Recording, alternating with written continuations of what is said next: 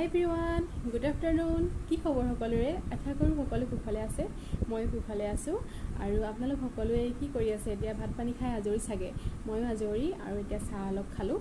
আৰু আজি মোৰ ভিডিঅ'টোৰ বিশেষত্ব হৈছে মই আজি মোৰ কালেকশ্যনত থকা কিছুমান ইয়েৰিং দেখুৱাম। আৰু এই ইয়েৰিং কেইযোৰ বেছি নাই, কিন্তু যিকেইযোৰ আছে মোৰ বহুত প্ৰিয় হয়, বহুত মৰমৰ হয়। আৰু এইকেইযোৰ আহকচোন চাওঁ কেনেকুৱা। আপোনালোকে চাই কেনেকুৱা পালে সেইটো জনাব আৰু ভাল লাগিলে কমেণ্ট কৰিব। আৰু মোৰ চেনেলটো চাই থকাৰ বাবে আপোনালোকক যিসকলে চাই আছে তেওঁলোকক বহুত বহুত ধন্যবাদ। আশা কৰোঁ আপোনালোকে আগলৈও চাই থাকিব। আহকচোন চাওঁ।